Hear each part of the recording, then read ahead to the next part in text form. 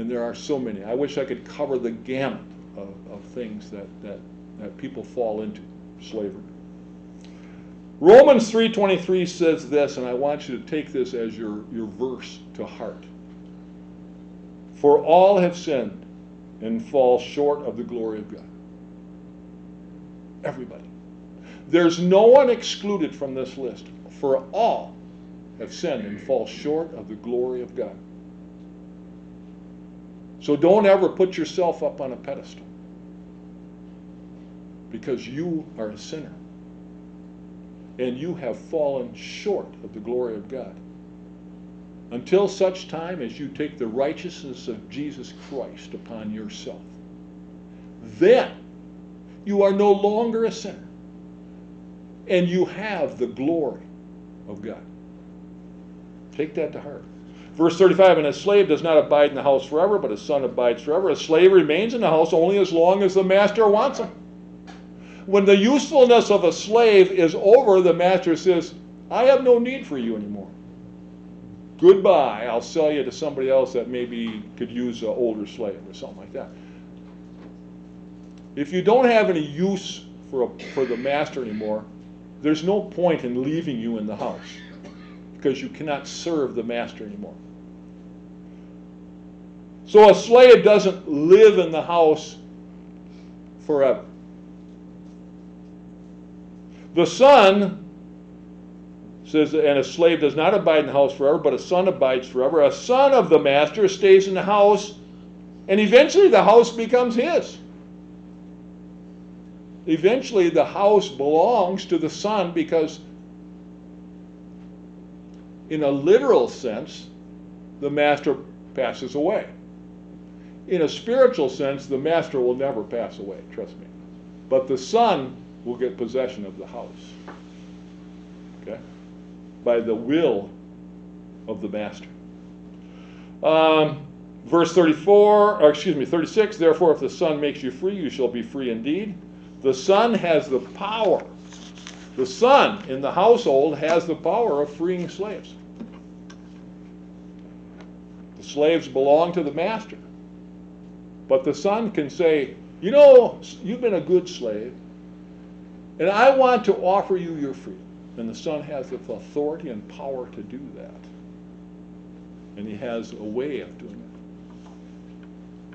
Verse 37, I know that you are Abraham's descendants, but you will kill me because my word, but you seek to kill me because my word has no place in you. The Jews want to kill Jesus because of the words he speaks. It's not that Jesus is ugly. It's not that Jesus doesn't look Jewish enough. It's not that he was born in Galilee, although that was a strike against him. It's not because his mother seemed to be pregnant before she was married, although that comes into play as well. In a moment, we'll talk about that. No. It's because of what Jesus is saying. They don't like it, and they want to kill him to stop him from saying the words.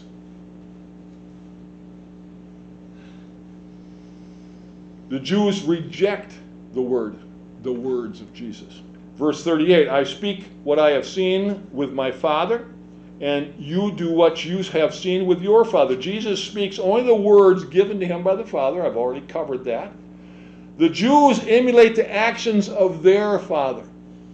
The words they speak, the actions they take, are all based on what they're taught by their father, is what Jesus says. Who is the father of the Jews? A very good question. Let's go to the next verse. Verse 39, the first part, they answered and said, Abraham is our father. Okay, so is that, they're just emulating Abraham, is that correct? Well, I think Jesus is going to have a different philosophy on that.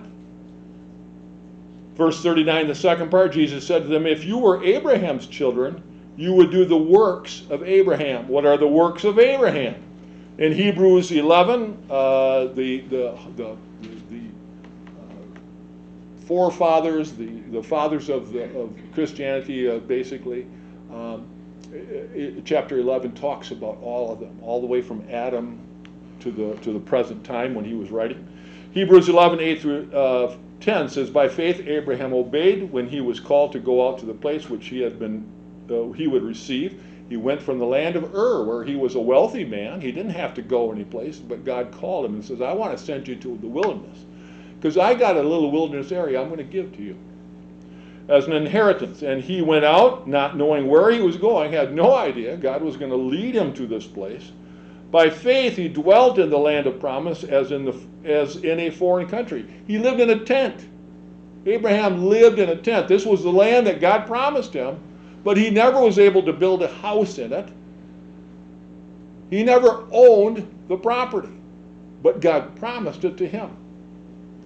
Dwelling in tents with Isaac and Jacob, their heirs with him of the same promise, for he waited for the city which has foundations, whose builder and maker is God. That city is not the city of Jerusalem in Israel.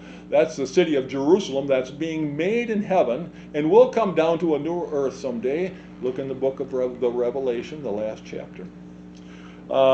Hebrews 11, 17 through 9, by faith, Abraham, when he was tested, offered up his son Isaac, who had received the promises, offered up his only begotten son, of whom it was said, in Isaac your seed shall be called, concluding that God was able to raise him up, even from the dead, from which he had also received him in a figurative sense. What this is saying is, by faith, Abraham was willing to kill his son, knowing that God promised that through that son, Abraham would have multiple seed. So what Abraham says, if I kill my son, God will bring him back to life. I trust, I have faith that that will happen. He will raise him back up out of the dead. Sound familiar? Sounds an awful lot like Jesus Christ, doesn't it? Sure does. Who he had received from him, and even from the dead, from which he also received him. What they're saying is, in his old age, Abraham was 99 when Isaac was born. His wife, Sarah, was in her 80s when she had this child. This child should not have occurred.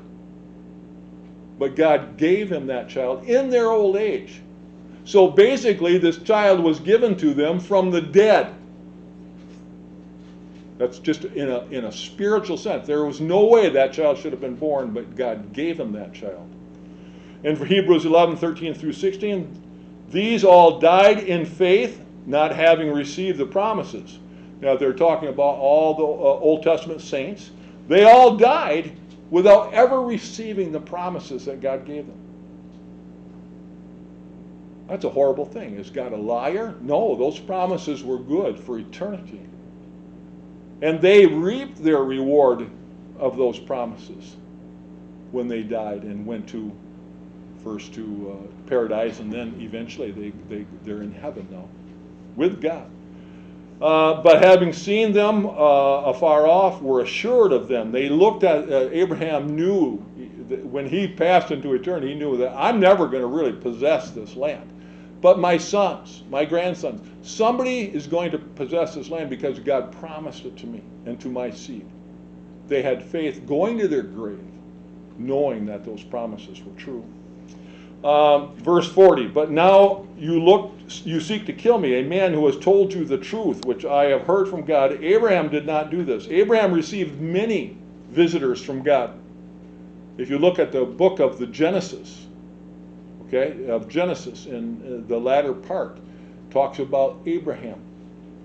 And you'll see from time to time, God sends people to Abraham. And they make him promises that make no sense. Looking at him in a worldview, you're saying, it's impossible. I will never own this land because it's occupied by these folks, the Canaanites. I can't defeat them. I'm not going to have a child because I'm old. And Sarah is barren. So I'm not going to have a child. The only child I'm ever going to have is through this handmaid. That's it. But he took it to heart. And he didn't kill any of the messengers. He believed everyone that came and said, This is what I'm going to do for you, because it was God speaking to him. Abraham had received many of God's messengers and always trusted the message, and Abraham never sought to kill any of the messengers. So if these are Abraham's seed, and they're doing what Abraham has instructed them to do, why on earth are they trying to kill Jesus? Verse 41, you do the deeds of your father. Then they said to him, we were not born of fornication.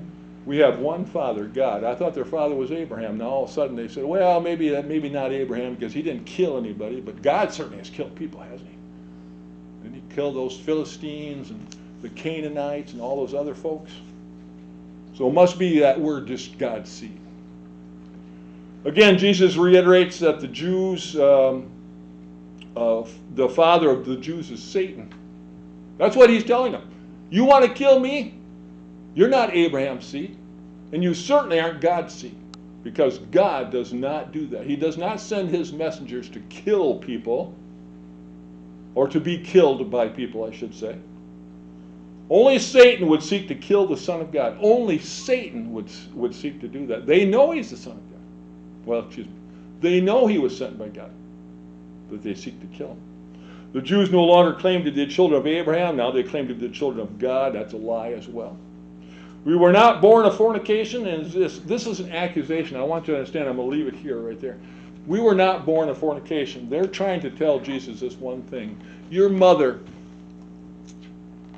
conceived you out of wedlock.